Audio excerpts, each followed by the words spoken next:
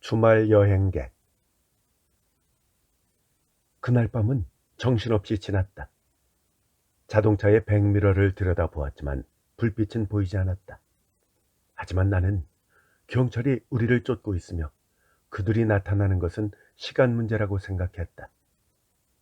토스가 무슨 말인지 하려 했지만 나는 그에게 입 다물라고 하고 뷰익을 시속 130km로 높여 몰았다.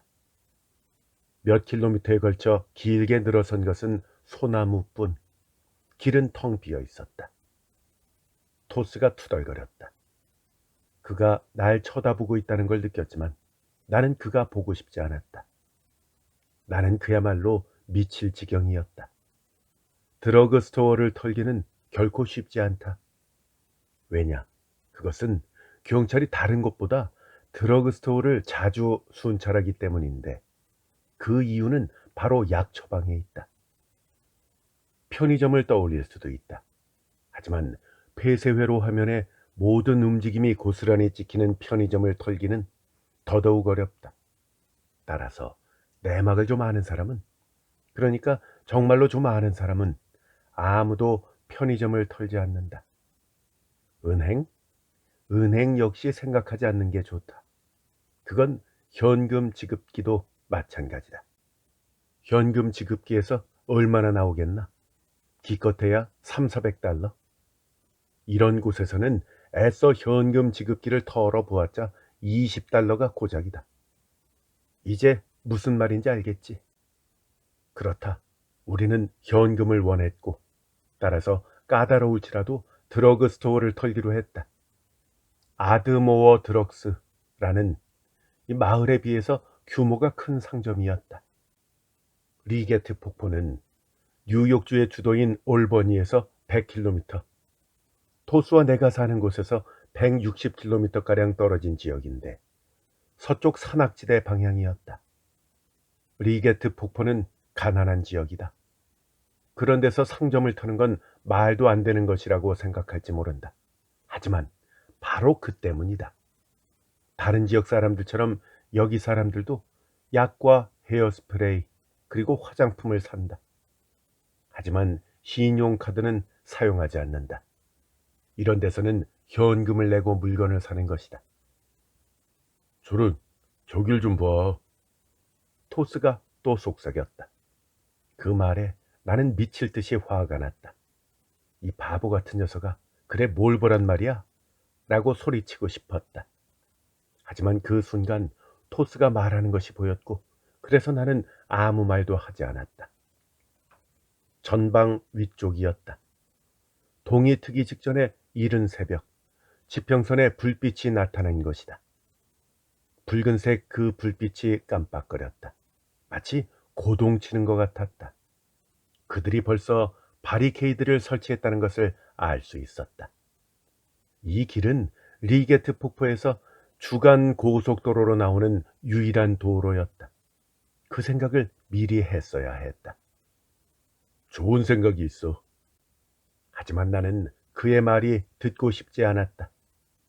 그렇다고 또다시 총격전을 치르고 싶지도 않았다.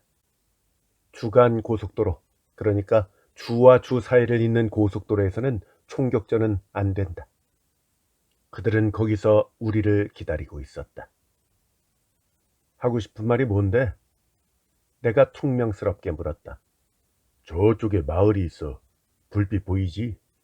나는 그 마을로 가는 길을 알고 있다고. 체격이 큰 토스는 침착해 보였다. 하지만 실제로는 그렇지 않았다. 그는 순식간에 긴장하는 유형이었고 지금은 겁먹은 표정으로 자꾸 뒷자리만 돌아다 보았다. 나는 그에게 한 대 갈기며 잠자코 있으라고 외치고 싶었다. 하지만 꾹 참고 어딘데 마을이라는 데가? 물었다. 한 6km에서 8km 정도 더 가면 돼. 지선도로라서 표시는 안 되어 있지만 난 알아. 거기는 사방이 녹색으로 지저분한 오지였다. 더러운 녹색 말이다. 게다가 건물은 온통 잿빛이었다. 조그맣고 너저분한 판잣집이 길게 늘어서 있을 뿐만 아니라 세븐일레븐 하나 없는 작은 마을이었다. 편의점조차 없는 마을이라니. 마을 사람들이 산이라고 부르는 언덕이 여기저기 솟아 있었다. 하지만 사실 산은 아니었다. 토스가 찬바람을 맞으려는 듯이 손잡이를 돌려서 창문을 내렸다. 그리고는 하늘을 올려다보았다. 경찰은 위성기구 같은 걸로 우릴 찾아낼 거야. 무슨 소리를 하는 거야? 그들은 몇 킬로미터 떨어진 곳에서도 우릴 볼 수 있단 말이야. 영화에서 봤어. 이 경찰들이 그런 장비를 쓸 수 있을 거라고 생각해? 나는 왜 이자와 일하는지 모르겠다고 생각했다. 드러그 스토어에서 그런 일이 있었던 만큼 다시는 이자와 함께 일하지 않을 작정이었다. 도로가 회전하는 곳을 토스가 가리켜서 나는 차를 돌렸다. 그는 그 마을이 룩아웃 기슭에 있다고 말했다. 오늘 오후에 리게트 폭포로 가는 도중에 그것을 지나친 기억이 났다. 그것은 60m 높이로 솟은 거대한 바위인데 잘 보면 남자 머리의 옆모습 같아 보였다. 이 지역에 사는 인디언들은 그 바위를 대단한 것으로 여겼다. 바보같이 말이다. 토스가 뭐라고 설명을 했다. 하지만 나는 귀를 기울이지 않았다. 그 바위는 겁먹은 듯한, 두려움에 찬 듯한 모습이었다. 나는 한번 흘긋 쳐다보고는 계속 차를 몰았다. 그 바위인지 뭔지가 마음에 들지 않았다. 간혹 믿을 때도 있긴 하지만 나는 미신을 별로 믿지 않는다. 윈체스터, 토스가 말했다. 아마도 마을의 이름인 것 같았다. 윈체스터. 한 5, 6천 명 정도가 산다고 했다. 우리는 빈집을 찾아 차를 차고에 놓고 수색이 멈추기를 기다려야 했다. 주말 여행객들이 모두 보스턴과 뉴욕으로 돌아가는 일요일인 내일 오후까지 기다리면 인파에 묻힐 수 있을 터였다. 룩아웃이 전방 위쪽으로 보이는 듯 했다. 하지만 별도 없는 어둠 속이어서 그런지 제대로 보이지 않았다. 바로 그때 뒷좌석 바닥에 웅크리고 있던 그자가 느닷없이 신음소리를 내기 시작했다. 그 바람에 나는 심장마비라도 일으킬 것처럼 소스라치게 놀랐다. 거기 뒤쪽, 입 다물어. 내가 뒷자리를 탁 치자 그자가 입을 다물었다. 뭐 이런 재수없는 밤이 다 있단 말인가. 그때의 일이 떠올랐다. 우리는 문이 닫히기 15분 전에 그 드러그 스토어에 도착을 했었다. 아마 누구라도 그렇게 했을 것이다. 손님들은 대부분 돌아갔고 점원들은 상당수 자리를 비웠으며 사람들은 지쳐 있어서 글록이나 스미티 같은 총을 낯짝에 들이대면 무슨 요구라도 따르게 마련이었다. 하지만 오늘은 예외였다. 우리는 복면을 쓰고 천천히 걸어 들어갔다. 토스가 작은 사무실에서 지배인을 끌어냈다. 뚱뚱한 그 사내는 훌쩍거리기 시작했다. 다 큰 사람이 그러는 걸 보니까 미칠 것 같았다. 토스는 고객과 점원들에게 계속 총을 겨누고 있었고 내가 출납원에게 돈 서랍을 열라고 지시했다. 그런데 재수없게도 그놈이 이상한 짓을 하는 것이었다. 액션 영화를 너무 많이 본 모양이었다. 스미티 총을 뺨에 들이대고 있는데도 그놈은 심경의 변화를 일으켰는지 몸을 움직이기 시작했다. 나를 곁눈질하면서 말이다. 우리가 대충 한 3,000달러가량 챙겼다고 생각한 순간 이상한 소리가 들렸다. 고개를 돌려보니까 토스가 과자 선반에 걸려서 과자를 떨어뜨린 게 아닌가. 필요먹을 그놈은 과자까지 챙겨든 것이다. 내가 막 토스에게서 시선을 뗀 순간 출납원이 이상한 짓을 하는 게 아닌가. 그는 병을 내던졌다. 나한테 던진 게 아니라 창문 밖으로 말이다. 병이 부딪히면서 쾅 하며 창문이 산산조각 났다. 경보음은 울리지 않았다. 하지만 사람들이 일순간 조용해졌고 나는 정말 화가 났다. 그를 죽여버리고 싶었다. 바로 그 자리에서 말이다. 하지만 나는 그렇게 하지 않았다. 대신 토스가 그렇게 했다. 토스가 그 자식에게 총을 쏘았던 것이다.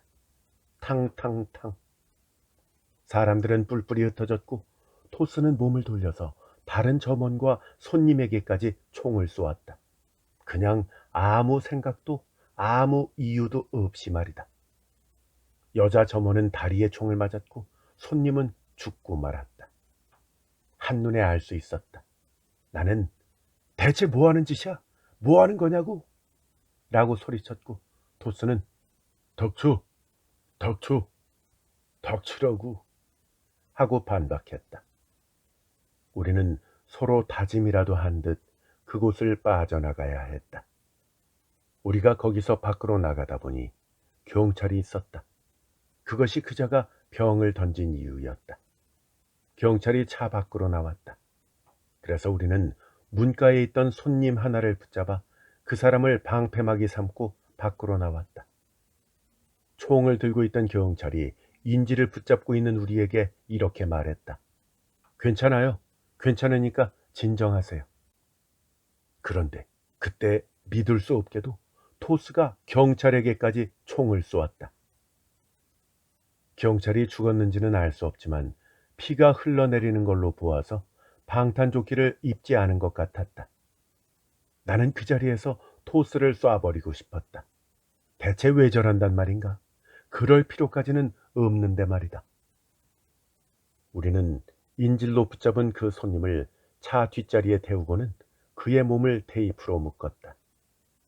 나는 차의 미등을 발로 깨뜨린 후에 고무 타는 냄새가 나도록 그곳을 빨리 빠져나왔다. 우리는 가까스로 리게트 폭포를 벗어났다. 이 모두가 불과 30분 전의 일이지만 몇 주가 지난 느낌이었다. 그리고 우리는 지금 수없이 늘어선 소나무 사이의 고속도로를 따라 달리고 있었다. 루가웃을 향해서 말이다. 얼마나 지났을까? 윈체스터는 캄캄했다. 주말 여행객들이 왜 이런 곳을 찾는지 알 수 없었다. 오래전에 우리 집 노인네가 나를 사냥에 데려간 적이 있다. 두어 번 따라갔는데 재미있었다. 하지만 이런 데는 와보았자 나뭇잎이나 구경하고 낡아 빠진 골동품 가구나 사는 게 고작일 텐데 정말 알 수가 없었다. 중심가에서 한 블록 정도 떨어진 곳에 신문 뭉치가 앞마당에 쌓여있는 집 한 채가 눈에 들어왔다. 우리는 그 집으로 차를 몰았고 만약을 대비해서 뷰익 자동차는 집 뒤에 세워두었다. 경찰차 2대가 바람처럼 지나갔다. 그들은 우리 뒤로 800m도 안 되는 거리에 있었고 사이렌도 울리지 않았다. 우리 차의 미등을 깨뜨려 버렸기 때문에 우리를 보지 못한 것 같았다. 그들은 순식간에 우리를 지나쳐 시내 쪽으로 향했다. 토스가 그 집 안으로 들어갔다. 그 자식은 뒤 창문을 깨뜨리는 등 조심성이라고는 조금도 없었다. 그 집은 휴가철에만 사용하는 집으로 보였다. 집안은 텅 비어 있었고 냉장고 전원은 꺼져 있었으며 전화도 끊어진 상태였다. 좋은 징후다. 당분간은 아무도 들어오지 않을 테니 말이다. 곰팡이 냄새까지 풍기고 여름에 읽었을 오래된 책과 잡지가 잔뜩 쌓여 있었다. 우리는 인질로 잡은 그 사내를 집 안으로 데리고 들어갔다. 그때 토스가 그 사내 머리에 씌었던 두건을 벗기기 시작했다. 이봐, 대체 무슨 짓을 하는 거야? 내가 소리쳤다. 그러자 토스가 이 사람 아무 말도 못하잖아. 그리고 숨이 막힐지도 몰라. 방금 3명이나 해치운 녀석이 이제 와서 인질이 숨을 쉬지 못할까봐 걱정을 한단 말인가? 미친 녀석. 나는 피식 웃음이 나왔다. 역겨웠던 것이다. 저 사람이 우리 얼굴을 보면 안 되잖아. 그 생각은 한 거야? 내가 물었다. 왜냐하면 우린 더 이상 스키 마스크를 하고 있지 않았던 것이다. 누군가에게 그런 사실을 상기시켜야 하는 것은 두려운 일이다. 나는 토스가 그 정도는 알 거라고 생각했다. 하지만 그는 어디로 튈지 알 수 없는 인간이었다. 창가로 가 보니까 다른 경찰차가 지나가고 있었다. 그들은 이제 천천히 달렸다. 처음에는 놀라서 이리저리 날뛰다가 정신을 차리고 뭔가 우스운 것, 그러니까 다른 것이 있는지 살피면서 천천히 돌아다니기 시작한 것이다. 내가 앞마당에 쌓인 신문을 치우지 않은 것은 바로 그 때문이다. 그날 아침의 이 집 풍경과 지금 다른 점이 있어서는 안 되었다. 경찰은 정말이지 그런 것을 귀신처럼 알아낸다. 적어도 나는 책을 한 권 쓸 수 있을 만큼 경찰에 대해서 잘 알고 있다. 왜 그러셨죠? 우리가 데려온 사내가 말했다. 왜죠? 남자, 아니 그 손님이 속삭이듯이 다시 물었다. 그의 음성은 꽤 침착하게 들렸다. 그러니까 무언가 곰곰이 따져보고 있는 듯 했다. 나는 처음 총소리를 들은 뒤로 완전히 제정신이 아니었다. 게다가 난 총을 가지고 있었다. 내가 그 사내를 넘겨다 보았다. 그 남자는 격자무늬 셔츠에 청바지 차림이었다. 하지만 이 지역 사람은 아니었다. 구두를 보면 알 수 있다. 그거는 부자들이나 신는 신발이었다. 코네티컷을 배경으로 한 텔레비전 드라마에서 여피들이나 신고 나옴직한 신발이었다. 두건 때문에 그의 얼굴이 잘 보이지 않았지만 어느 정도는 기억이 났다. 젊은이는 아니고 중년 남자로 주름진 얼굴에 마른 체격이었다. 나보다 말랐는데 사실 나는 내키는 대로 먹어도 살이 잘 찌지 않는 편에 속했다. 이유는 모른다. 그냥 그렇다는 사실만 알 뿐이다. 조용히 해. 내가 말했다. 차 한 대가 또 지나갔다. 그런데 그는 미소를 지었다. 부드러운 미소였다. 무슨 말을 하는 것 같기도 했다. 무슨 말일까? 밖에 있는 차들은 집안에서 나는 소리를 듣지 못하는 걸까? 날 비웃는 것 같기도 했다. 내가 그런 걸 좋아할 리 없다. 밖에서는 아무 소리도 들리지 않는 것이 분명했다. 하지만 나는 그자가 하는 허튼 소리는 듣고 싶지 않았기 때문에 그자에게 말했다. 입 다물고 있어. 네 목소리 듣고 싶지 않아. 그는 입을 다물고 토스가 준 등받이 의자에 몸을 기댔다. 그러나 잠시 후에 또다시 물었다. 왜 그 사람들에게 총을 쏘았습니까? 그럴 필요는 없었는데. 조용히 해. 이유를 좀 알고 싶어요. 나는 칼집에서 칼을 꺼내 던졌다. 칼은 푹 하는 소리를 내며 탁자 위에 꽂혔다. 들었지? 이거 20cm짜리 버크 칼이야. 탄소로 단련한 거라고.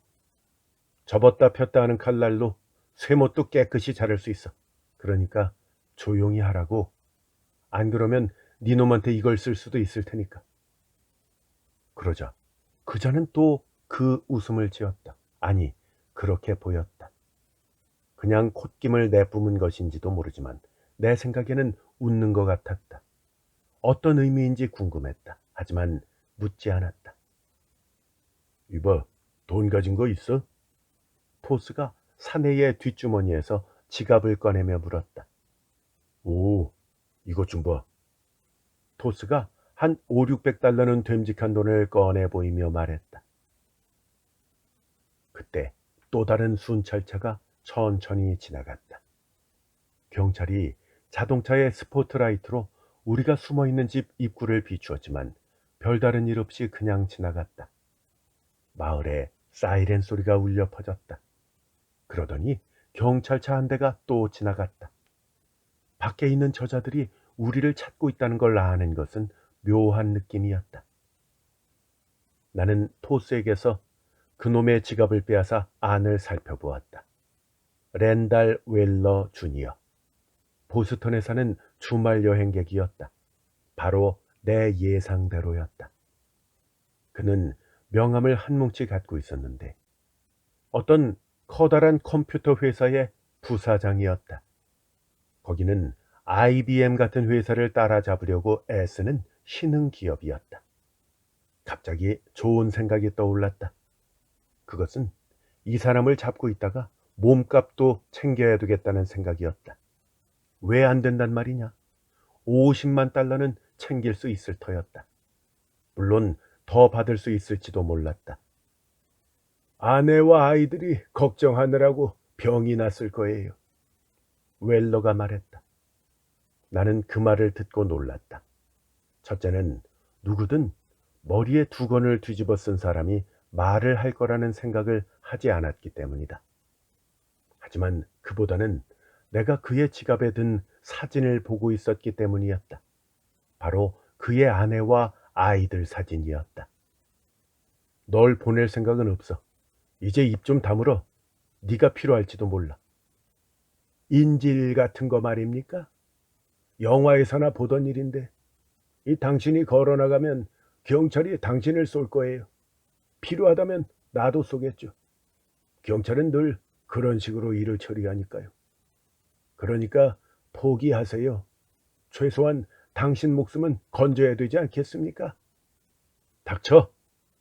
내가 소리쳤다. 날 놔주면 나가서 당신이 나한테 잘해주었다고 말할 겁니다. 그리고 총기 사고는 실수였다는 말도 할 거예요. 그건 당신 잘못이 아니었으니까요. 나는 몸을 굽혀 그의 목에 칼을 들이댔다. 칼날이 무척 날카로웠기 때문에 무딘 날 쪽을 대며 조용히 하라고 말했다. 차가 또 지나갔다. 이번에는 전조등을 켜지 않은 데다가 속력도 더 느렸다. 순간 저 경찰들이 가택수색을 벌이면 어떡하지? 하는 생각이 들었다. 근데 저 사람은 왜 그렇게 한 겁니까? 왜 사람들을 죽인 거냐고요? 그러자 우습게도 그가 저 사람이라고 말한 데서 나는 약간 마음이 놓였다. 이 사람은 날 탓하는 게 아니었다. 그러니까 그건 토스의 잘못이지 내 잘못은 아니라는 거였다. 웰러는 말을 계속했다. 정말 모르겠어요. 계산대 옆에 서 있던 남자 말이에요. 그 키 큰 남자예요. 그 남자 잠자코 서 있었거든요. 아무 짓도 하지 않았다고요. 근데도 저 사람이 총을 쐈어요. 우리는 둘 다 아무 말도 하지 않았다. 토스도 자신이 왜 그 사람을 쏘았는지 알지 못할 터였다. 그리고 나로 말하자면 그 사내에게 대답할 하등의 이유가 없었다. 그는 내 수중에 있었다. 전적으로 말이다. 그리고 그런 사실을 그도 알아야 했다. 그런데 내가 왜 그자의 질문에 대답을 해야 한단 말이냐? 웰러라는 사내도 더 이상은 말을 하지 않았다. 나는 묘한 기분이 들었다. 압박감이 쌓이는 듯한 느낌 말이다. 그자의 어리석은 질문에 아무 대답을 하지 않았기 때문인 듯 했다. 나는 무슨 말이든 해야 할 것 같은 충동을 느꼈다. 아무 말이든 말이다.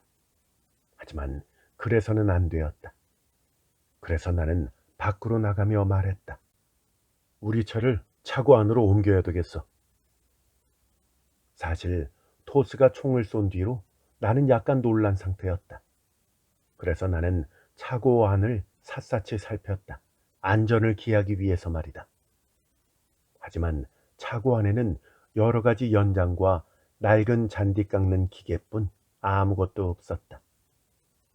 나는 뷰익 자동차를 차고 안에 집어넣은 뒤 문을 닫았다.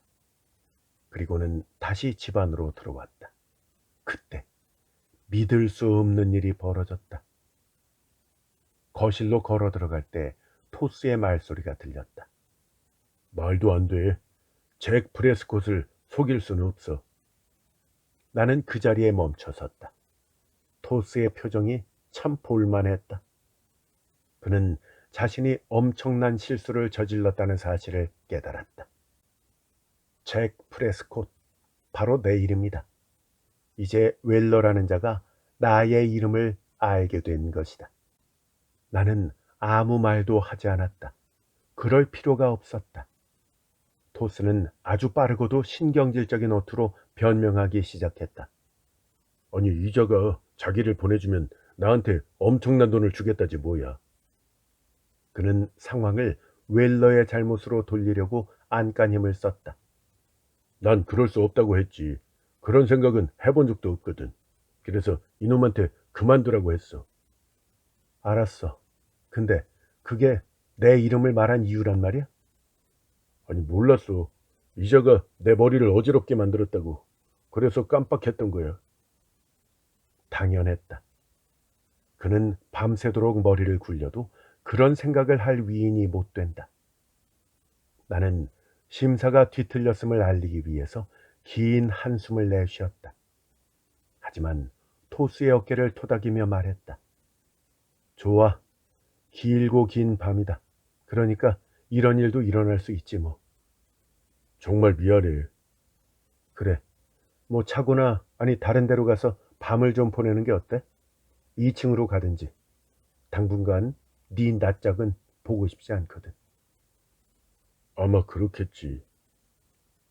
그런데 재미있는 것은 웰러가 숨죽여 웃고 있는 것이었다. 그는 앞으로 무슨 일이 벌어질지 알고 있는 듯 했다. 어떻게 아는 거지? 나는 궁금해졌다. 토스는 잡지 2억 원과 총, 그리고 총알이 든 배낭을 집어들었다. 칼로 사람을 죽이려면 대체로 힘이 많이 든다. 그런 경험은 한 번밖에 없기는 하지만 너저분하고 힘들었다는 사실만은 기억한다.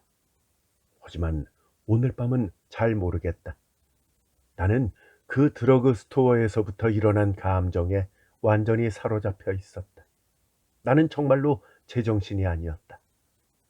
조금 심하게 미쳐 있었던 것이다.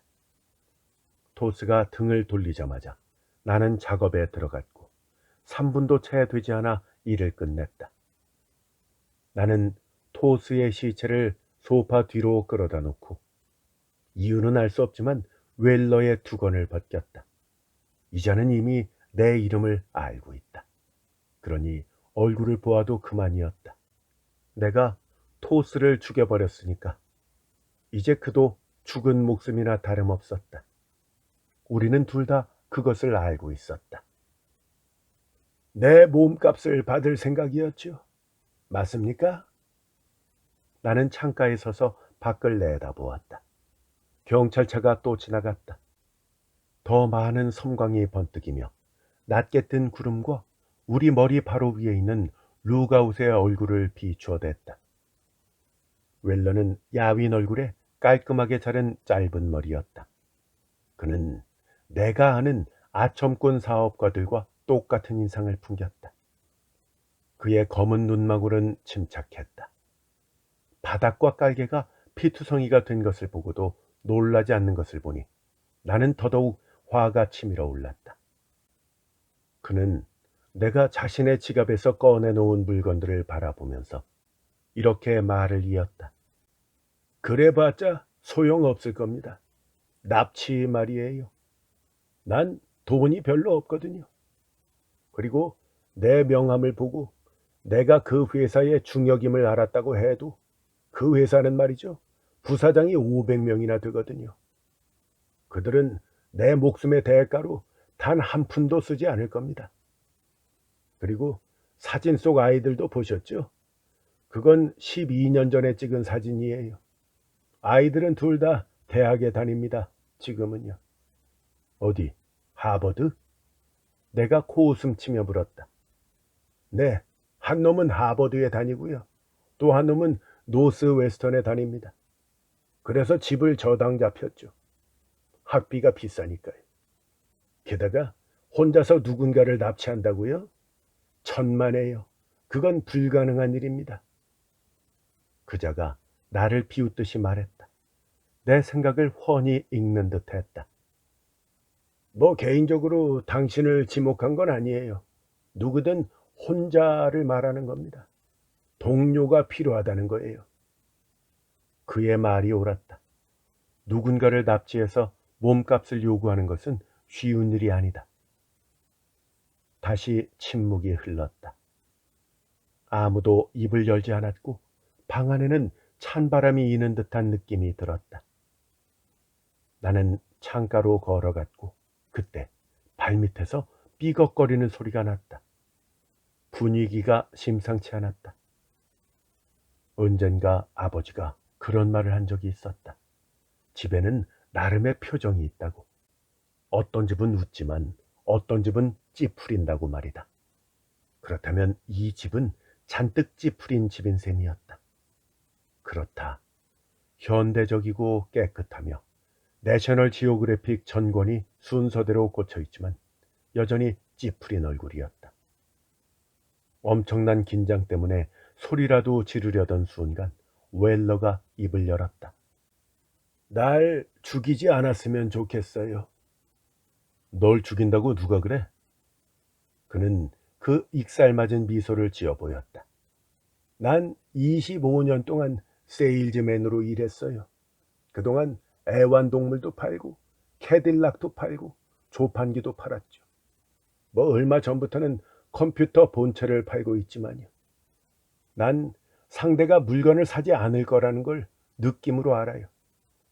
당신은 날 죽일 겁니다. 저 사람이 당신 이름을 말한 순간 그런 생각을 했을 거예요. 그가 머리로 토스의 시체 쪽을 가리켜 보였다. 나는 그냥 웃었다.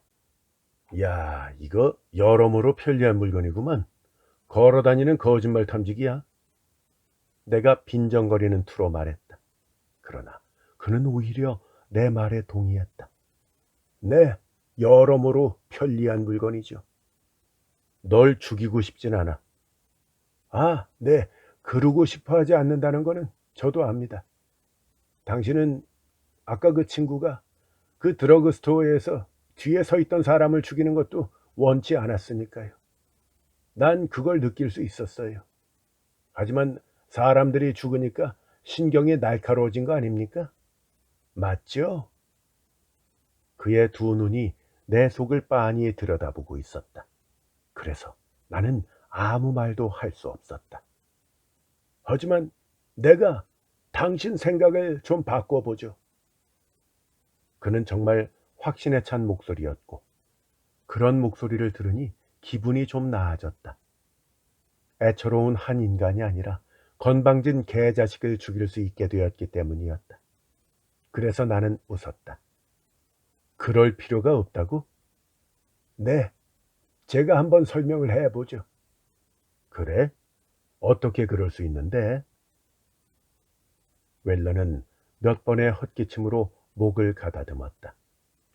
첫째, 모든 문제를 일목요연하게 정리를 해보죠. 난 당신 얼굴을 보았고 당신 이름도 알고 있어요. 잭 프레스콧, 맞죠?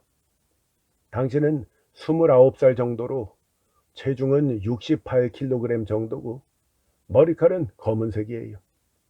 이래서 당신은 내가 당신을 알아볼 거라고 생각할 겁니다. 난요, 게임 따위를 할 생각은 없어요.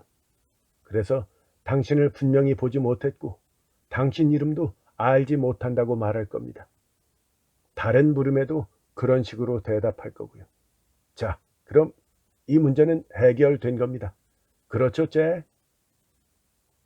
나는 이 모든 게 허튼 소리라는 듯 눈알을 굴리며 고개를 끄덕였다. 하지만 그가 무슨 말을 하려는지에 대해서 호기심이 생겼다는 것은 인정한다. 당신을 경찰에 신고하지 않겠다고 약속합니다. 어떤 상황에서도 말이에요. 경찰은 내 입에서 절대 당신의 이름을 듣지 못할 겁니다. 당신의 인상착의도 마찬가지고요. 그리고 당신한테 불리한 증언도 절대로 하지 않을 겁니다.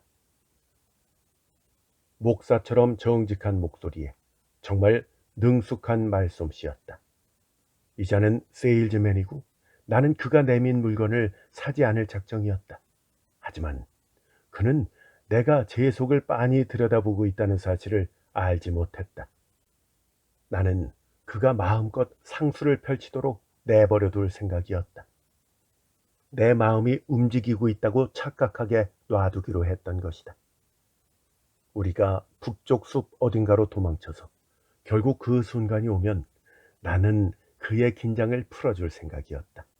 자신이 풀려났구나 생각하도록 말이다. 그러면 비명도 다툼도 필요치 않을 것이다. 한 두 번만 재빠르게 칼로 찌르면 그것으로 끝일 것이다. 내 말을 이해하셨습니까? 나는 그 물음에 진지한 표정을 지으며 이렇게 대답했다. 물론이지. 넌 말만 잘하면 내가 널 죽이지 않을 거라고 생각하는 거 아니야? 어쨌든 난 그럴 생각이 없어. 널 죽이는 거 말이야. 안 죽일 거야. 그러자 그는 또다시 그 흐릿하면서도 묘한 미소를 지었다. 말로 날 설득할 수 있을 거라고 생각하는군. 그럴 만한 이유라도 있나? 내가 물었다.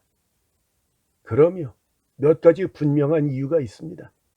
특히 첫 번째 이유에는 이의를 달지 못할 겁니다. 그래? 그게 뭔데? 딱 1분이면 됩니다. 당신이 날 보내줘야 하는 실질적인 이유를 말씀드릴게요. 첫째, 당신은 내가 당신이 누군지 안다는 이유로 날 죽이려고 합니다. 그렇죠? 하지만 당신에 대한 정보가 언제까지 비밀로 지켜질 거라고 생각하십니까? 당신의 동료가 거기서 경찰을 한 명 쏘았잖아요. 난 영화에서 본 것 말고는 경찰에 대해서 아는 바가 없어요. 하지만 그들은 타이어 자국을 살펴보고 차의 번호판과 차종을 본 목격자를 확보하고 이리로 오면서 도중에 주유소에 들러 조사하겠죠. 이자의 말은 쓸데없는 수작이다. 왜냐하면 뷰익 자동차는 훔친 차였다. 난 바보가 아니다. 하지만 그는 짐짓 점잖은 듯한 얼굴로 날 쳐다보며 말을 계속했다. 훔친 차라고 할지라도 그들은 모든 실마리를 조사할 거예요. 당신과 당신 친구가 있었던 곳에서 신발 자국을 살피고 차가 없어질 무렵 인근에 있던 사람들을 모두 신문하겠죠. 나는 그가 한심한 수작을 늘어놓는 내내 미소를 잃지 않았다. 하지만 경찰을 쏜 건 사실이었다. 그런 짓을 하면 누구든 상당히 곤란한 상황에 처하게 된다. 그들은 그런 문제에 끝까지 따라붙는 것이다. 그들은 범인을 잡을 때까지 수색을 멈추지 않을 것이다. 그리고 그들이 당신 동료의 신원을 확보하면 당신과도 연결이 되겠지요. 그는 자신의 머리로 토스의 시체가 있는 소파 쪽을 가리켜 보였다. 난 저자와 별로 친하지 않아. 지난 몇 달 동안 어울려 다녔을 뿐이라고. 웰러는 이 말을 붙잡고 늘어졌다. 어디서요? 바에서? 아니면 식당에서? 당신들을 본 사람은 없을까요? 나는 화가 치밀어 소리쳤다. 그래서 무슨 개소리를 짓거리고 싶은 거야? 저들은 어쨌든 날 체포하러 올 거고 그때 널 데리고 나갈 거야. 그러면 어떻게 될까? 그러자 그는 되도록 침착하게 말했다. 난 단지 당신이 날 죽이려고 하는 이유 중 하나가 말이 안 된다는 걸 설명하라는 겁니다. 자, 한번 생각을 해보세요. 드러그 스토어에서 있었던 총격 말입니다. 그건 미리 계획한 게 아니었죠. 그러니까 뭐라고 말할까? 그래, 저 격한 감정 때문에 벌어진 일이죠. 하지만 당신이 날 죽이면 그건 1급 살인이 됩니다. 당신이 체포되면 사형 선고를 받을 거라고요. 그들이 날 잡는다면 그의 말이 맞다. 나는 혼자 희죽 웃었다. 그가 한 말에도 일리는 있었다. 하지만 살인이라는 걸 앞뒤 따져서 하지는 않는다. 젠장. 그래서는 안 될 상황에서도 가끔 살인은 저지르게 마련이다. 하지만 이제 어느 정도 재미를 느꼈다. 나는 그의 논리를 반박하고 싶었다. 근데 난 토스를 죽였지. 그리고 그건 순간적인 격한 감정 때문만은 아니었어. 뭐 어쨌든 그 일로 신경이 날카로워지긴 했지만 말이야. 하지만 그 사람 일은 아무도 신경 쓰지 않을 겁니다. 그 사람이 자살을 했든 우연히 차에 치였든 개의치 않을 거예요. 그 토스라는 사람은 어떻게 되든 상관없습니다. 하지만 날 죽인다면 달라집니다. 난 신문에 무고한 방관자라고 소개가 될 거예요. 게다가 두 아이의 아버지예요. 당신이 날 죽인다면 당신도 죽을 겁니다. 내가 그 말에 반박을 하려 했지만 그는 말을 계속했다. 내가 당신에 대해서 아무것도 말하지 않을 다른 이유는 바로 그겁니다. 당신은 내 이름과 내가 사는 곳을 알지요. 나한테 가족이 있고 그들이 나한테 얼마나 소중한 존재인지도 잘 알고 있겠죠. 내가 당신을 고발하면 당신은 날 추적할 겁니다. 나는요, 내 가족을 그런 식으로 위험에 처하게 할 생각은 눈꼽만큼도 없습니다. 자, 이제 내가 한 가지 묻겠습니다. 당신한테 일어날 수 있는 최악의 일이 뭡니까? 최악의 일이라? 바로 그건 네 놈이 끝도 없이 뱉어내는 이야기를 듣고 있는 게 최악이지. 그러자 웨일러는 이 말에 큰 소리로 웃음을 터뜨렸다. 내 유머 감각에 놀란 모양이었다. 잠시 후 그가 말했다. 심각하게 생각을 해보세요. 최악의 일이 무엇인지 말입니다. 몰라. 생각해 본 적 없어. 한쪽 다리를 잃는 것? 귀를 먹는 것? 아니면 돈을 몽땅 잃어버리는 것? 시각장애인이 되는 거. 아, 이게 그럴듯하네요. 시각장애인이 되는 겁니다. 글쎄, 뭐 그렇겠지. 뭐 그게 내가 생각할 수 있는 최악의 일인 것 같네. 그건 정말 끔찍한 일이었고 나는 전에도 그런 생각을 한 적이 있었다. 바로 그 일이 우리 집 노인에게 일어났기 때문이었다. 사실 앞을 못 보는 것 자체가 아니라 그 다음이 문제였다. 안 돼. 다른 사람에게 모든 일을 의지해야 한다니. 빌어먹을. 좋아요. 그럼 이렇게 생각을 해봅시다. 당신이 눈이 멀게 되면 느낄 감정 말이에요. 날 잃은 내 가족이 느낄 거겠죠. 이 가족에게는 그만큼 끔찍한 일이에요. 그들에게 그런 고통을 주고 싶진 않을 겁니다. 그렇죠? 그러고 싶진 않았다. 그의 말이 맞다. 하지만 어쩔 수 없다. 나는 더 이상 그 일에 대해서 생각하고 싶지 않다. 그래서 물었다. 그러면 마지막 이유는 대체 뭐야? 마지막 이유는요? 그가 속삭이는 듯한 목소리로 입을 열었다. 하지만 그의 말은 거기서 끊겼다. 그는 마음의 갈피를 잡지 못하겠다는 듯 방안을 둘러보았다. 뭐야? 말해봐. 궁금해져서 내가 재촉했다.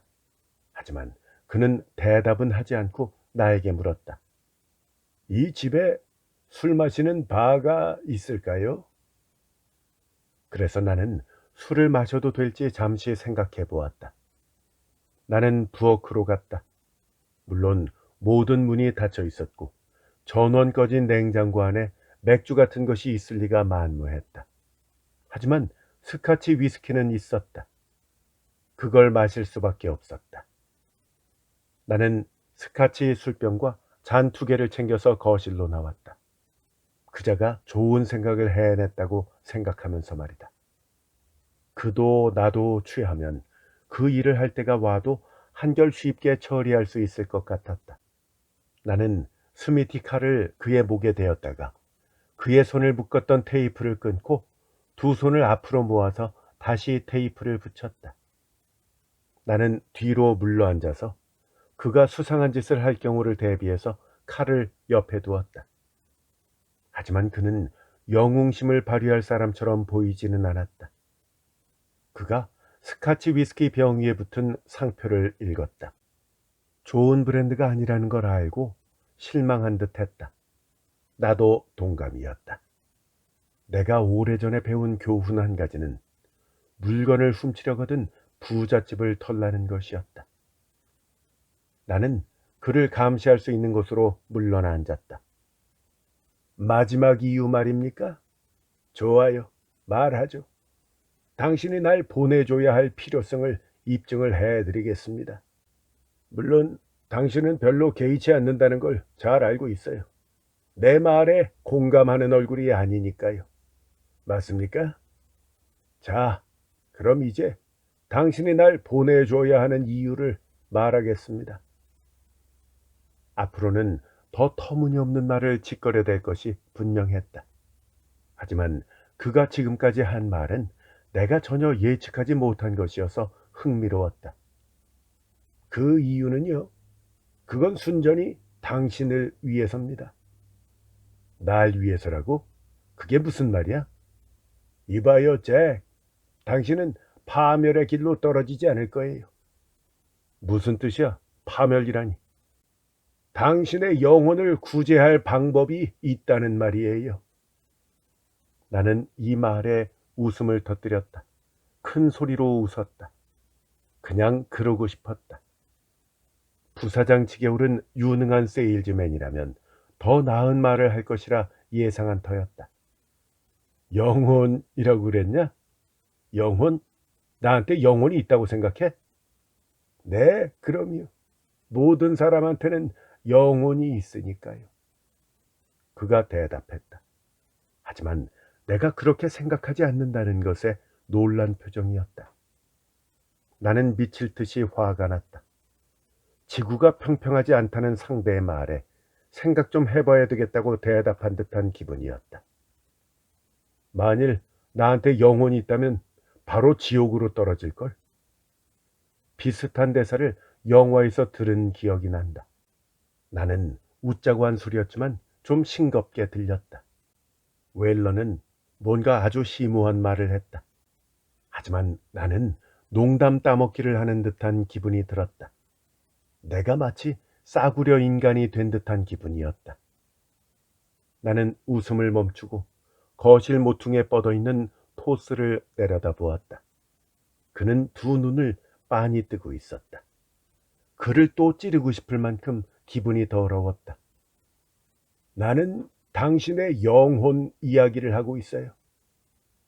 나는 낄낄거리고 웃고는 술을 한 모금 마셨다. 아, 알았다. 넌 사방에 널려있는 천사에 관한 책을 읽는 그런 인간인 게 틀림없어. 네, 난 교회에 다닙니다. 하지만 지금 그런 이야기를 하자는 게 아니에요. 신비한 이야기를 하자는 게 아니라고요. 당신의 양심에 대해 말하는 겁니다. 잭 프레스콧이라는 인간에 대해서 말이죠. 나는 그에게 사회사업가와 청소년 상담가, 그리고 인생이 어떻게 돌아가는지 눈꼽만큼도 모르는 모든 인간에 대해서 들려주고 싶었다. 그들은 자기네들이 인생에 대해서 꽤 많은 것을 안다고 생각한다. 하지만 그건 말에 지나지 않는다. 그들은 아무것도 모른다. 상담가 같은 인간들은 나와 이야기를 나누고 나면, 아, 넌 부적응자다. 넌 네 분노를 부인하고 있어. 라고 말한다. 늘 이런 식이었다. 그런 말을 들으면 나는 그들이 영혼이나 정신에 대해서 아무것도 모른다는 생각이 들었었다. 내세를 말하는 게 아니에요. 도덕에 대한 설교도 아닙니다. 지금 중대한 의미를 지닌 지구 위에서의 삶에 대해서 이야기하는 겁니다. 회의적인 표정이시군요. 하지만 내 말을 들어보세요. 난 당신이 누군가와 관계를 맺고 상대를 신뢰하면, 그러니까 그 사람을 믿으면 당신에게 희망이 있다고 생각합니다. 희망? 이게 무슨 말이야? 무슨 희망 말이냐고. 당신이 참된 인간이 될 희망 말입니다. 참된 삶을 살아갈 희망이요. 참되다? 나는 그가 무슨 말을 하는지 이해가 되지 않았다. 하지만 너무도 확고한 어조 때문에 그 말을 이해하지 못하는 내가 바보처럼 여겨졌다. 그래서 나는 아무 말도 하지 않았다. 세상에는 도둑질을 할 이유도, 그리고 남을 죽일 이유도 있지요. 하지만 내심 대부분의 경우에는 그러지 않는 것이 더 낫다고 생각을 하지 않습니까? 생각을 해보세요. 누군가를 죽여도 된다면 왜 그 살인자를 감옥에 가두겠습니까? 그가 말을 계속했다. 그래서 어쨌다고? 내가 가는 이 악한 길을 포기하란 말이야? 나는 그를 비웃어 주었다. 그러나 그는 눈썹을 치켜 세우며 반박했다. 그런 셈이죠. 잭, 그때 기분이 어땠는지 말해보세요. 그 당신 동료가 이름이 뭐더라? 조 로이 토스. 아, 그래요. 토스. 그가 계산대 옆에 있던 사람을 쏘았을 때 말입니다. 당신 기분이 어땠죠? 몰라. 그는 그냥 몸을 돌려서 그 사람을 쏘았어요. 아무 이유도 없이 말이죠. 당신은 그게 옳지 않다고 생각했어요. 그렇죠? 내가 무언가 말하려 했지만 그는 말을 그치지 않았다. 아니요. 대답하지 마세요. 거짓말하고 싶을 테니까요. 뭐 그건 당연합니다. 당신이 하는 일로 미루어 볼 때 거짓말을 할 수밖에 없겠지요. 하지만 나한테 거짓말을 했다고 해도 정말 그렇게 생각하지는 않았으면 좋겠어요. 그저 당신 영혼의 깊은 곳을 들여다보세요. 그리고 토스가 한 짓이 정말로 옳다고 생각하면 나한테 그렇다고 말해주세요. 잭, 한번 생각해 봐요. 하지만 당신은 아마도 옳지 않다고 생각했을 거예요. 맞아, 그랬지. 누가 안 그러겠어? 토스가 모든 일을 망쳐버렸어. 모든 게 꼬여버렸다고. 그리고 이건 모두 그 자식 잘못이야. 난 이렇게 생각했다. 내가 당신 심리를 제대로 읽었죠? 그렇죠, 쟤? 당신은요, 토스가 그렇게 하지 않기를 바랐어요. 나는 아무 말도 하지 않고 스카치를 좀 더 마신 후에 창밖을 내다보았다. 섬광이 왔다 갔다 하면서 마을 전체를 비추고 있었다. 섬광은 멀리서 비쳤다가 또 가까이서 비쳤다가 하면서 끊임없이 움직였다. 널 보내주면 너도 경찰한테 일러 바칠 거야. 다른 사람들은 모두 그랬다. 모두가 날 배신했다. 아버지는 눈이 먼 후에도 나를 경찰에 신고했다. 나의 첫 재판을 맡은 판사들, 그리고 내가 칼로 찌를러 죽인 상사 산드라. 아니요, 난 안 그래요. 우리 계약을 하나 맺기로 하죠. 전 계약은 깨지 않아요. 맹세코 당신에 대한 이야기는 하지 않겠다고 약속할게요. 잭, 제발요. 난 내 아내한테도 말 안 할 겁니다. 당신이 날 보내주면 그건 당신에게 있어서 온 세상이 완전히 달라진다는 것을 의미하죠. 왜냐고요? 그건 당신한테 희망이 있다는 걸 뜻하니까요. 내가 당신 인생이 달라진다는 사실을 보증할게요. 날 보내주는 한 가지 행위로 당신은 영원히 달라지는 겁니다. 아니요, 올해만이 아니에요. 앞으로 5년 동안도 아니고요. 당신은 새 사람이 되고 이 모든 것, 리게트 폭포에서 벌어졌던 모든 일은 다 사라질 겁니다. 그 모든 범죄와 살인 모두 사라집니다. 당신은 새 사람이 될 거예요. 난 확신합니다. 그는 몸을 앞으로 숙이고 두 손을 모아 술잔을 쥐었다. 네가 아무에게도 말하지 않겠다는 걸 그냥 믿으란 말이야? 아, 이제 중대한 문제로 넘어갑시다. 웰러는 이렇게 말하고 묶인 두 손으로 스카치를 좀 더 마셨다. 다시 침묵이 찾아왔다. 결국 내가 입을 열었다. 그게 뭔데? 그건 믿음입니다. 그때 밖에서 사이렌 소리가 울렸다. 나는 그에게 입 닥치라고 한 뒤에 총을 그의 머리에 들이댔다. 그는 두 손을 떨었지만 어리석은 짓은 하지 않았다. 몇 분 뒤, 내가 뒤로 물러앉자 그가 다시 이야기를 시작했다. 믿음, 이제 그 이야기를 좀 해보죠. 믿음을 가진 사람은 구원받을 수 있어요.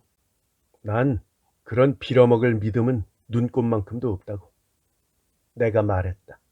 하지만 그는 말을 계속했다. 다른 사람을 신뢰하면 믿음을 갖게 됩니다. 내가 구원받든 말든 네가 무슨 상관인데? 인생은 고달프고 사람들은 잔인하기 때문이지요. 내가 교회에 다닌다고 말씀드렸죠. 내가 믿는 것 중에 하나는 우리가 이따금씩 어려움에 처하는 이유는 바로 달라지기 위해서다라는 겁니다. 오늘 밤에 일어난 일이 바로 그런 것이죠. 그래서 당신과 내가 그 드러그 스토어에 함께 있게 된 이유겠지요. 그렇다고 생각되지 않습니까? 어떤 예시처럼 말이에요. 어떤 일이 일어나서 당신에게 이렇게 하고 저렇게는 하지 말라고 말하는 것처럼 말이죠. 묘한 느낌이 들었다. 리게트 폭포로 차를 몰고 가는 동안 이런 생각이 줄곧 머리를 떠나지 않았었다. 우스운 일이 일어날 것 같다. 뭔지는 모르지만 이번 일은 다를 것 같다. 이런 생각이 들었던 것이다. 만일 오늘 밤 일어난 모든 일이 어떤 목적이 있다면 어떻겠어요? 난요, 아내가 감기에 걸려서 감기약을 사러 갔던 겁니다. 한 푼이라도 더 아끼려고 세븐일레븐 대신에 드러그 스토어에 간 겁니다. 당신은 때마침 그 시간에 상점을 털었고요. 저 동료와 함께 말이죠. 그리고 그 특별한 순간에 경찰차가 우연히 그곳을 지나갔지요. 또 출라보니 우연히 경찰을 보았고요. 이 무수한 우연의 일치인 셈입니다. 그렇게 생각지 않으세요? 그러고 나서 그는 이렇게 덧붙였다. 우리는요, 여기 저 사람 얼굴처럼 생긴 커다란 바위의 그림자 속에 있습니다. 이 말을 듣자 내 등줄기를 타고 전율이 흘러내렸다. 그건 바로 내가 하고 있던 생각이었다. 정확히 똑같았다. 그러니까 그 룩아웃 말이다. 왠지 알 수 없지만 나는 우연히 창밖을 내다보면서 정확히 그 순간에 그 생각을 하고 있었다.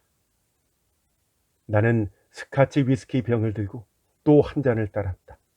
이런, 난 상당히 흥분해 있었다. 저 얼굴이 우리를 쳐다보면서 당신의 결정을 묵묵히 기다리고 있어요. 네, 하지만 당신에게만 그런 건 아니죠. 그 목적이라는 건 이승의 모든 사람에게 영향을 미칩니다. 토스가 쏜 출라본에게도 말이죠. 그 사람은 마침 죽을 때가 된 것일지도 몰라요. 하지만 암에 걸리거나 뇌졸중을 일으키기 전이니까 좀 빠른 셈이죠. 그 여자 점원은 다리에 맞은 총 때문에 인생관을 바꿔서 마약이나 술을 끊게 될지도 모르죠. 그렇다면 넌 어떻게 되는데? 그래요. 내 이야기를 하죠. 어쩌면 당신 때문에 한평생 기억에 남을 선행을 하게 될지도 몰라요. 난 오랫동안 돈 생각만 하면서 살아왔거든요. 내 지갑을 한번 보세요. 네, 거기 뒤쪽에. 나는 지갑을 열었다. 증명서 같은 작은 카드 6장이 들어있었다. 랜달 웰러, 올해의 세일즈맨, 2년 연속 목표 초과 달성, 1992년 최고의 세일즈맨. 웰러는 계속해서 말을 했다. 제 사무실에는 다른 상도 많아요. 트로피도 많고요. 근데 이런 성과를 올리느라고 사람들에게는 소홀할 수밖에 없었어요. 가족과 친구들 말입니다. 내가 그들에게 도움을 준 적도 있겠죠. 하지만 이렇게 사는 것이 바람직하지는 않아요. 당신이 날 납치한 것도 내 인생의 방향을 바꾸라는 신호일지도 모릅니다. 우습기는 했지만 말이 되는 소리였다. 하지만 도둑질을 하지 않는 내 인생을 상상하기는 쉽지 않았다.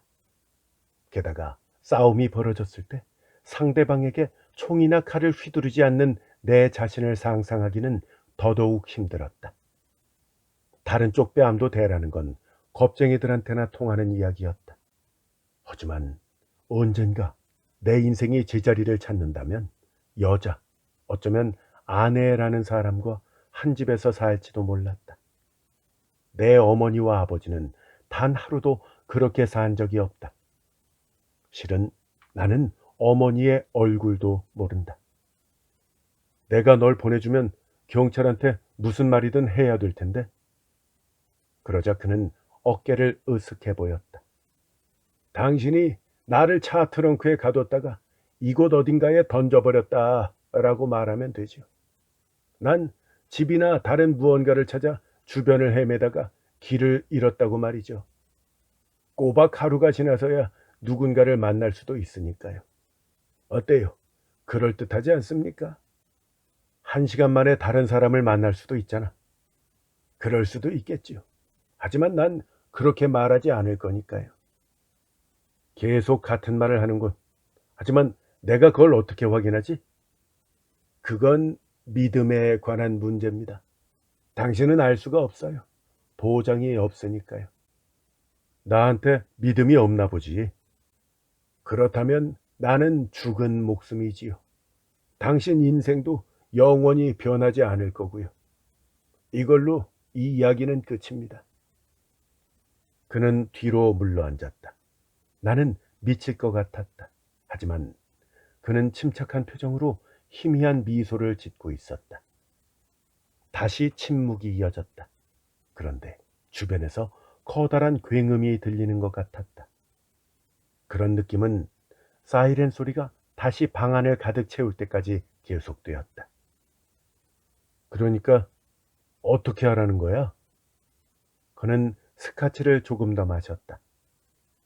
한 가지 제안을 하지요. 내가 밖에 나갔다 올 수 있게 해주세요. 아, 그러니까 잠깐 밖에 나가서 신선한 공기를 들이마시고 다시 오시겠다? 날 내보내주면 바로 다시 돌아올 것을 약속합니다. 일종의 테스트 같은 건가? 그는 내 말에 대해서 잠시 생각하는 듯 했다. 네, 그렇습니다. 일종의 테스트라고 볼 수 있죠. 그동안 말하던 믿음은 대체 어디로 간 거야? 응? 네가 밖으로 나갔다가 도망치면 내가 네 놈 등을 벌집으로 만들어 버릴 텐데. 아니요. 당신은 그 총을 집안 다른 곳에 둬야 됩니다. 부엌 같은 곳에 말이에요. 내가 달린다고 해도 금방 잡을 수 없는 곳 말입니다. 우리가 서로를 볼 수 있게 당신은 창가에 서 있어야 돼요. 솔직히 말하면 난 바람처럼 달립니다. 대학 때는 육상 선수였고요. 아직도 1년 내내 조깅을 하죠. 네가 도망쳐서 경찰을 데려오면 엄청난 피를 뿌리게 된다는 거 알고 있지? 난 저 문을 통해 들어오는 경찰 5놈을 쏴 죽일 거야. 그렇게 못할 이유가 없어. 그리고 그 피의 책임은 바로 너한테 있다고. 물론 잘 압니다. 하지만 그렇게 생각하지 않는다면 이 시도는 성공할 거예요. 그것은 일어날 수 있는 최악의 추측이니까요. 뭐가 최악이냐고요? 내가 도망쳐서 경찰한테 모든 것을 폭로한다는 거 말이에요. 당신이 있는 곳과 인질은 없고 당신한테는 총 한두 자루뿐이 없다. 이렇게 말하는 사실 말이죠. 그러면 경찰이 들어와서 당신을 끝장내버릴 거예요.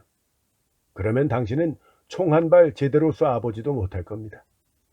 당신은 죽게 될 거고 그 더러운 몇백 달러 때문에 고통스럽게 죽게 되겠지요.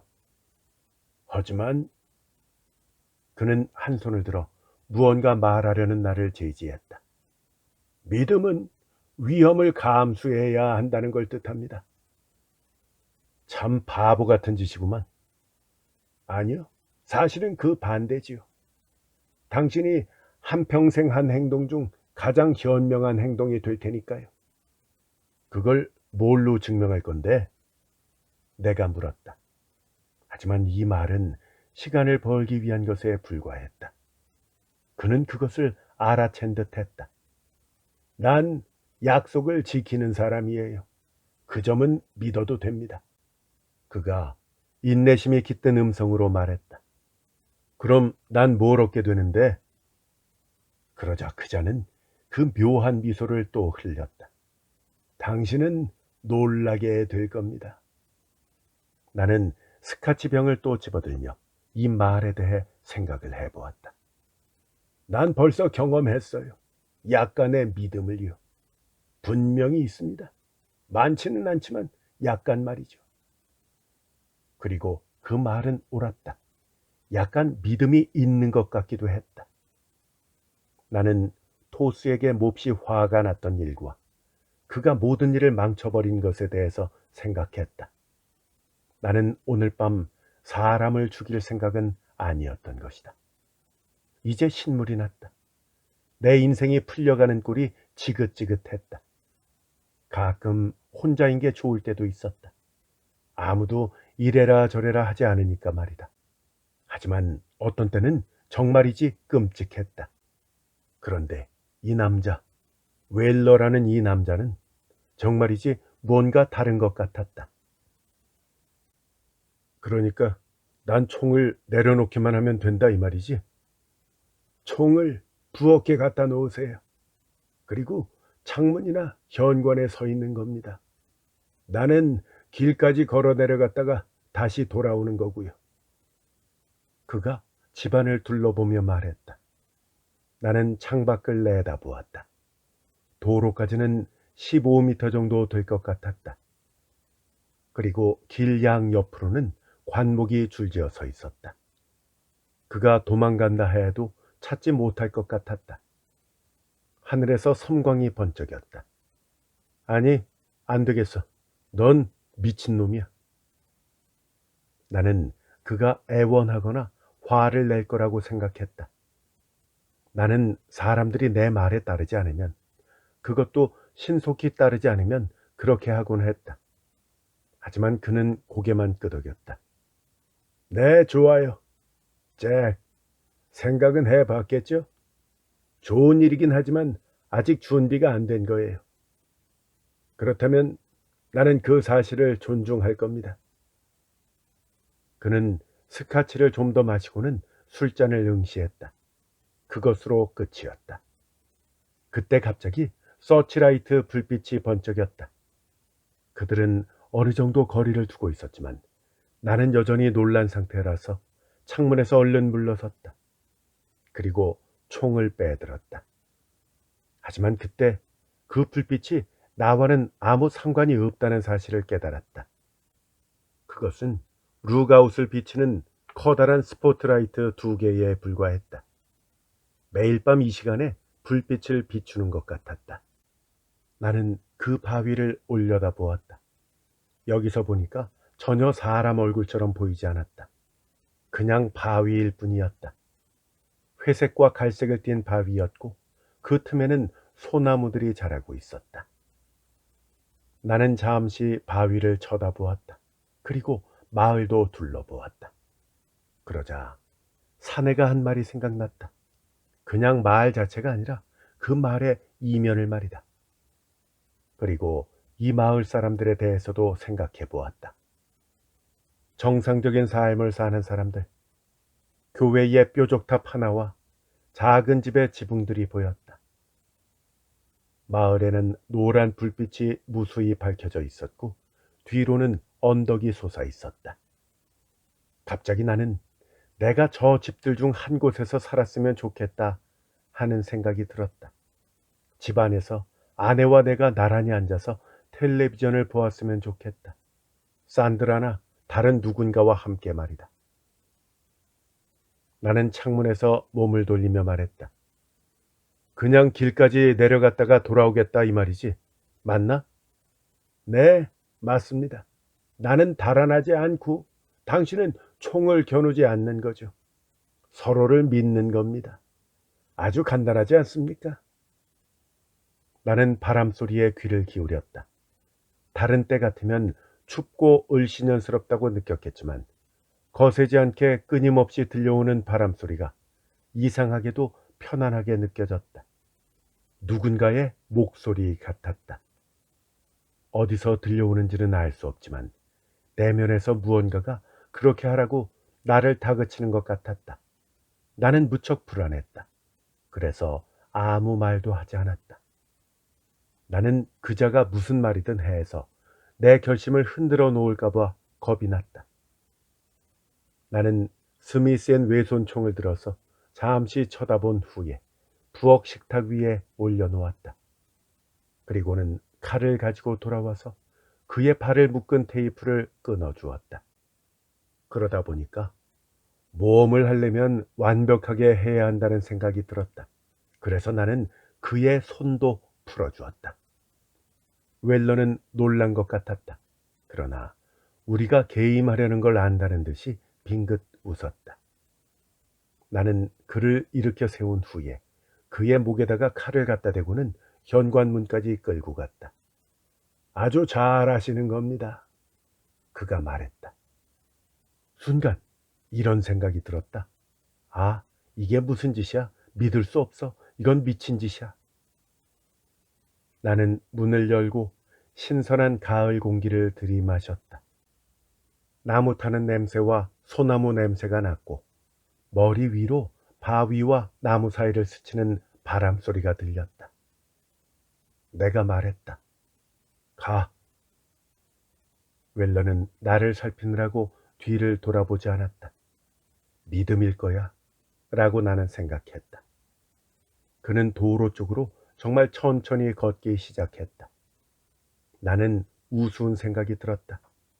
조금 뒤면 저자는 길목에 있는 캄캄한 그늘로 들어가서 사라져버릴 수도 있다.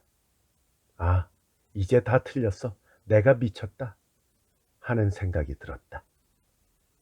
나는 공포에 질린 나머지 몇 번이나 스미티를 가지러 달려가려 했다. 하지만 그렇게 하지 않았다. 웰러가 인도 가까이 갔을 때는 정말이지 숨도 제대로 쉴 수 없었다. 나는 그가 가버릴 줄 알았다. 정말로 그렇게 생각했던 것이다. 나는 그 순간을 기다렸다. 사람들이 온몸에 힘을 주거나 총을 들고 방아쇠를 당기는 바로 그런 순간 말이다. 그들이 그런 짓을 행동에 옮기기 전에 그들의 몸이 먼저 소리 높여 외치는 것 같았다. 오직 웰러만이 그런 시도를 하지 않았다. 그는 정말 가벼운 발걸음으로 인도까지 걸어갔다. 그런 다음 그는 몸을 돌려서 룩아웃에 얼굴을 올려다 보았다. 평범한 주말 여행객처럼 말이다. 그런 다음 그는 몸을 돌려 나를 보고 고개를 끄덕였다. 바로 그때 경찰차가 지나갔다. 이 지역의 경찰이다. 주의 경찰차는 검은색으로 사이렌도 울리지 않았다. 따라서 이들은 우리가 눈치채기도 전에 우리를 덮치곤 했다. 나는 웰러에게 너무 집중한 나머지 다른 것은 아무것도 눈에 들어오지 않았다. 그때 두 집 정도 떨어진 곳에 있던 그 차를 웰러도 나와 같은 순간에 보았다. 끝났다. 하, 빌어먹을. 그러나 총을 가지러 가려던 순간 나는 아래쪽 길가에서 순식간에 벌어진 일을 보았다. 나는 그 자리에 얼어붙고 말았다. 믿을 수 있겠는가? 웰러는 땅바닥에 엎드려서 나무 밑으로 몸을 웅크렸다. 나는 재빨리 문을 닫고 창문을 내다보았다. 경찰차가 멈춰서서 도로와 내가 있는 집 사이로 난 길에 불빛을 비췄다. 눈부시게 밝은 빛이 아래 위로 움직이면서 모든 관목과 집의 정면을 훌듯이 비춘 다음 찻길로 내려갔다. 웰러는 몸을 숨기느라 솔잎에 찔린 것 같았다. 그러니까 저자가 저 경찰들로부터 몸을 숨기고 있는 것이었다. 그는 불빛을 피하기 위해서 최선을 다했다. 잠시 후에 차가 움직였고 그들은 불빛을 비춰가며 다음 집을 검사했다. 그리고는 그냥 가버렸다. 나는 줄곧 웰러에게서 시선을 떼지 않았다. 하지만 그는 어리석은 짓은 전혀 하지 않았다. 나는 그가 나무 밑에서 기어나와 흙을 터는 것을 보았다. 그러더니 그는 집으로 돌아왔다. 친구를 만나러 술집에 가듯이 경쾌한 발걸음이었다. 그는 집 안으로 들어와서 머리를 흔들었다. 안도의 한숨을 내쉰 다음에 웃기까지 했다. 그리고는 두 손을 내밀었다. 내가 시키지도 않았는데 말이다. 나는 점성이 강한 테이프로 그의 두 손을 묶었다. 그는 의자에 앉아서 술잔을 집어들고 한 모금 마셨다. 그리고 나는 하고 싶은 말이 생각났다. 신의 진실에 대해서 말이다. 나는 기분이 좋았다. 아니, 환한 빛 같은 걸 본 느낌까지는 아니었다. 하지만 나는 그동안 내 인생에 등장했던 인간들을 모두 떠올려 보았다. 아버지와 산드라, 토스, 그리고 다른 사람들. 나는 그들을 조금도 신뢰하지 않았었다. 그들을 끝까지 믿은 적이 단 한 번도 없었던 것이다. 그런데 오늘 밤 나는 여기서 누군가를 믿게 되었다. 그것도 낯선 사람이자 나한테 해를 가할 수 있는 사람을 말이다. 그것은 상당히 두려우면서도 기분 좋은 일이었다. 이것은 사소한 일, 정말 하찮은 일이었다. 하지만 모든 일은 이렇게 시작되는 법이다. 나는 그때 내가 잘못 생각했다는 것을 깨달았다. 이 사람은 그냥 보내주어도 되는 사람이었다. 하지만 여기에 더 묶어둬야 했다. 입을 막은 채로 두었다가 하루나 이틀 후에 그를 보낼 작정이었다. 그는 동의해 줄 것이다. 나는 그가 그러리라고 생각했다.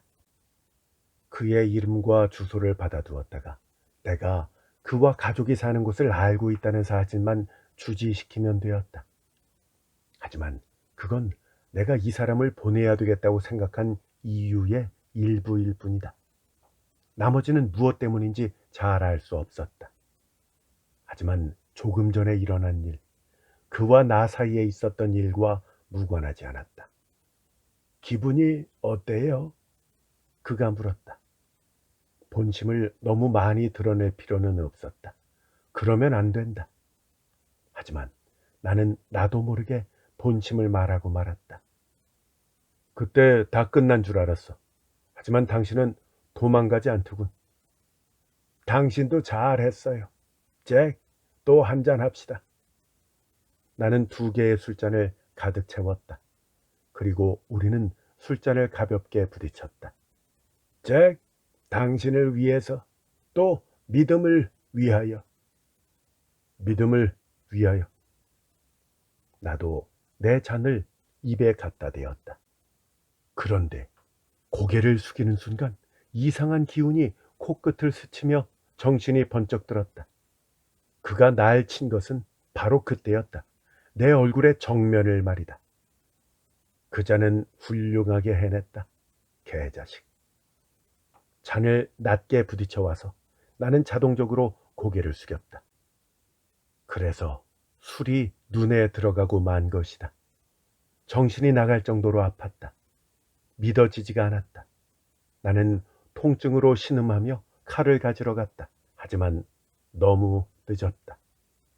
그는 모든 것, 내가 할 모든 행동을 정확히 계산해 둔 터였다. 내가 어떻게 움직일지를 계산해 둔 거란 말이다.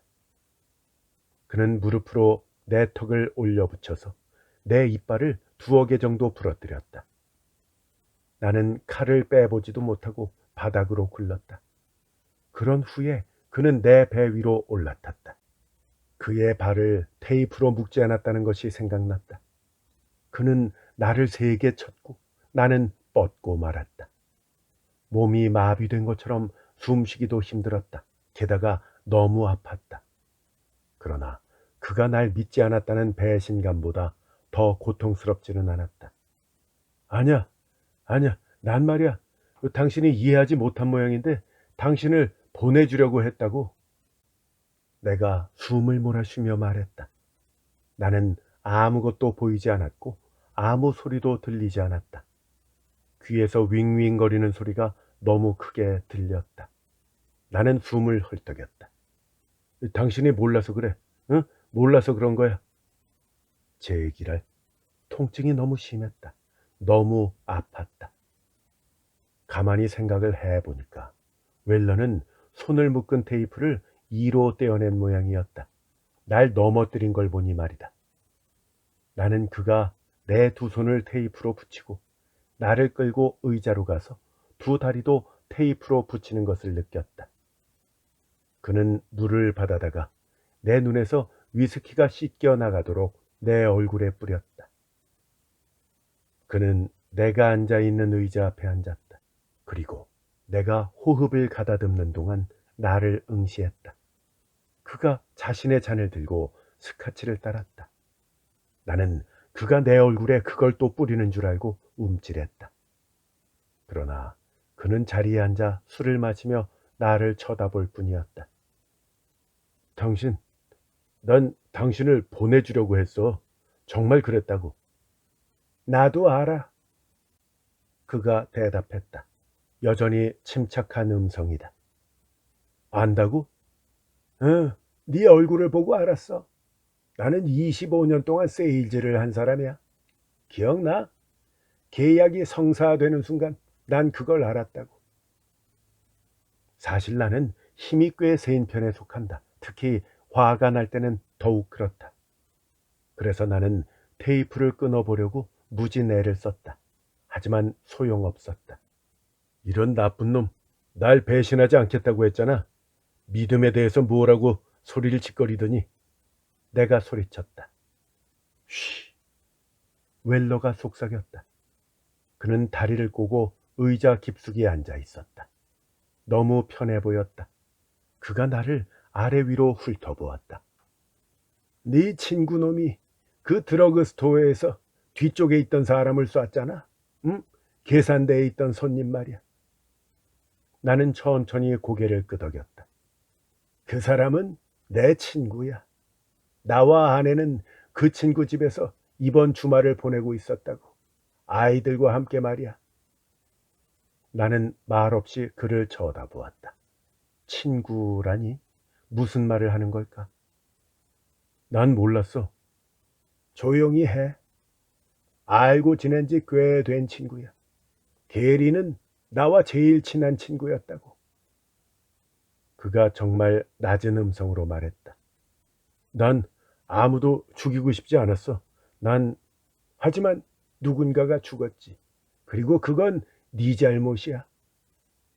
아니야, 토스가 네 잘못이라고. 그가 속삭였다. 좋아, 넌 날 속였어.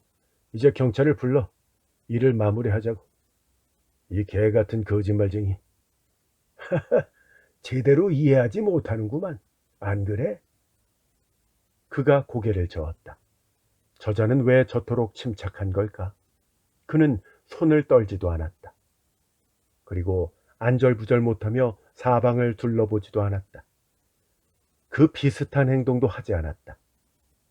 내가 널 신고하려면 이 몇 분 전에 그 경찰차를 세우기만 하면 되었지.